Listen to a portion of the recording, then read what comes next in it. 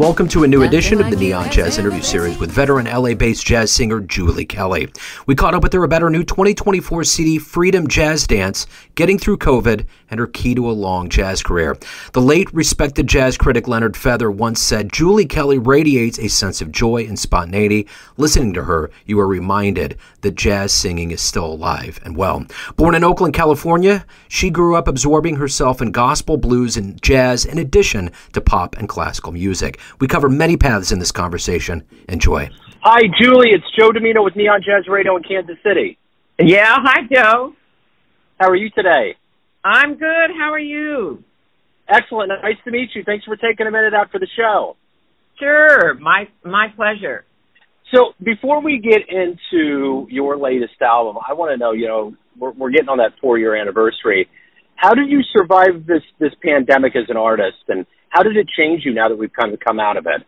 Ooh, well, even in a sense, if you're not demonstrating your artistry as much, it's still there. So it just went into hibernation partly. But I started painting, and I painted all through those 2 years. And came out the other side. So, Joe, is this going to take place over the phone? Yeah, I was going to do this over the phone. I was having some Zoom issues, so I have a recording app on my phone, and I was going to do it this way. Okay, so I'm going to leave this meeting because I didn't know how we were going to interact. So let me. Yeah. Okay, cool. Yeah. So. But I mean, I have to admit it was a really isolating time. There's no question. But now I can barely remember, what it was like, just because we're already, almost 2 years out of it. So, so all of those things, are they were there. They were just under the surface. I think that was kind of the way it was with everything, with George Floyd and everything. It was like there was all these things that were teetering and ready to become a thing, and it just took, something magnanimous like that to really bring it to the surface. Yes. Yeah. That's exactly right. Yeah. And so, yeah. So. No, go ahead. You're good. No, that's it. I mean. So, Freedom Jazz Dance, talk to me a little bit about this album. Was this kind of an outgrowth of that time period? Talk to me how you artistically put this one together. This was more instinctual in a sense than other records that I've done, and that could have been influenced by the pandemic, just because there was a lot of time. There was a lot of time for things to sort of percolate, under the surface. So, this was pretty personal, these songs. Not that other records haven't been, but this record, I collaborated not as much with arrangers. Josh Nelson, who arranged, at least 5 of these songs. It was mainly just he and I, and a lot of what we came up with was very, sort of not low key, but simple. Things. I didn't use a horn section. Honestly, there's not a lot of bebop on this record. It's more story oriented. So in that sense, it was different and probably was influenced by the pandemic. So what are you ultimately hoping the listener gets from this album? Oh, gosh, hopefully this musical offering, which is so masterful by these sidemen and Josh Nelson's playing, and that, they kind of enter into these different songs through my voice and enjoy the storytelling, I would say, mostly, and also influences from my life, starting when I was so young, singing folk music. So that's partly why I wanted to include the Gordon Lightfoot song, because I started out really performing in clubs during the folk era. So my twin sister and I, sang in folk clubs, and we heard all that kind of music, when we were quite young. So, so just an eclectic thing, I'm hoping people like that. Oh yeah, absolutely. I know I do. I'm curious, going back to when all this began in Oakland, you were listening to Monk and all of the masters. How did you truly get the jazz bug? How did it become something that has become a lifelong passion of yours? Gosh, well, when I was in high school, long before I was of age, I used to be able to go to a local club in Oakland that was called Slim Jenkins. And they used to let me and my friend in, and we'd sit at the bar. So in Oakland, California, in those days, Earl Father Hines had this great trio. And I didn't know who Earl Father Hines was, but I just couldn't believe what was happening in this club. They would just take the roof off the place. And I think that's answering your question. So that kind of started it, that there could be this, you could go to a club and you could participate in a certain kind of music making. So that was kind of where it started, I think, my love of jazz. I remember my mom and dad were members of the Columbia record clubs, right? So we would get records. They would just send them to us. You didn't really have to choose. And I remember hearing Count Basie for the first time and Thelonious Monk for the first time, not knowing what the music was called. I didn't know at that time, but I remember instantly connecting to it. So it probably started there, I would think.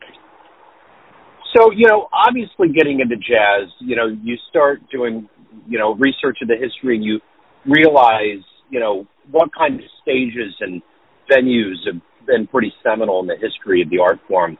What was the stage for you that you always wanted to perform on and you finally got a chance to, the dream place? Well, probably Birdland in New York.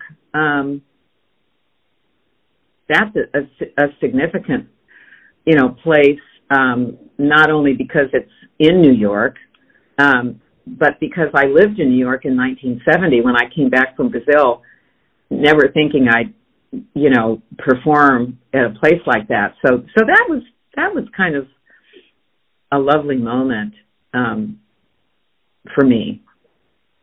So talk to me a little bit about, after all these years, what do you like the best about being a professional musician? What is it that you look forward to the most?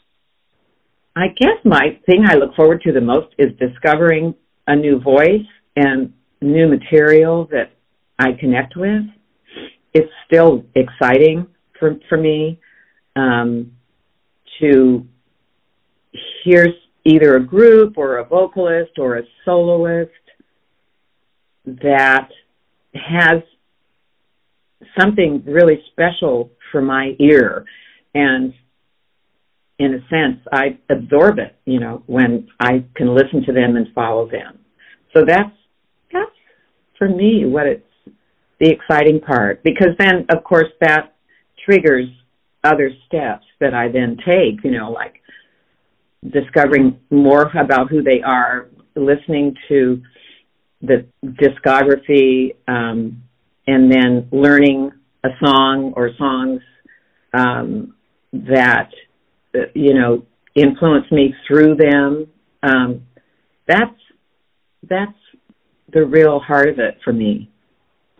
So at the end of the day, why do you love jazz? The sound. That's what Dizzy said. He said, it's not about the notes, it's about the sound. And that I just think is so right. It's the sound. Yeah. Yeah. So of all of the singers and everyone that's out there today, who would you love to see live? Who's on the radar of modern singers or players that you would love to catch live? Jeez. Well, I just heard Nicholas Beard, and he was great. I don't know if you know Nicholas. He's from the Bay Area. He was terrific. Who would I love to? Well, just there's so many. I don't have one particular person. I'd love to hear Madeline Eastman again sing live. She's from the Bay Area also.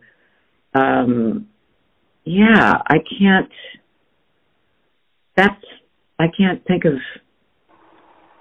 anything. That's fine. That's totally fine.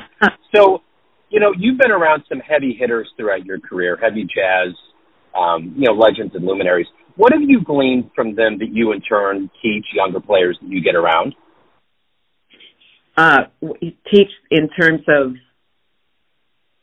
just overall. They teach life lessons. They teach things on the bandstand. Is there anything that you learn from them that you in turn try to make sure that the younger generations that are getting into jazz understand? I guess by example. Observing people. One of the most magical concerts I went to was Charles Lloyd. It was a couple of years ago, but it was the magic of it, still stays with me. So he's someone who is just so connected to the music. He also lives in a beautiful place, Big Sur, that's very, surrounded by nature. I would say, having a connection to where you live and to the natural environment is maybe more important than anything. Yeah. So at the end of the day, everyone out there has a perception of you, family, friends, fans, but you ultimately drive the bus. You're in control. What's your perception of you? Who do you think you are? That depends what day it is. There you go. It's, identity is, everyone talks about it, but honestly, what really is it? It's, I think the important thing is to let things flow through you, that may sound like a cop-out, but just whatever your little instincts lead you, little hints, things that, there's a Dave Frishberg tune, oh my God, what's the title of it? It's called Listen Here, and it's a song about being receptive to your inner self, but also to be receptive to the very sort of subtle urges and little hunches. I think all musicians know about that. They know about, you just get this little seed of an idea. That's where the real expression is, but it's kind of hard to define it. So are any live shows going on? Anything going to open up for you as the year kind of gets into the warmer months? Oh, yeah. I have my release party here in Los Angeles on March 3rd. And then I'm going up to the Bay Area. I hope to go to New York. So there's a lot of things. I'm going to the Central Coast, hopefully Seattle. So there's a lot of places I can take this record, and go perform it. Excellent. Julie, thank you so much for opening up. Thank you for your time and story. And best of luck with the show. Okay, thank you so much. Thanks for listening and tuning in to another Neon Jazz interview, where we give you a bit of insight into the finest players and singers in LA, New York City, Kansas City, and spots all over the world, giving fans all that jazz. Thanks to Julie for her time, energy, and story. If you want to hear more Neon Jazz interviews, you can find us on Spotify and Apple Podcasts. Subscribe to us at YouTube for everything Neon Jazz. Go to theneonjazz.blogspot.com. Until next time, enjoy the jazz, my friends. Nothing like you, nothing like you, nothing like you has ever been seen before.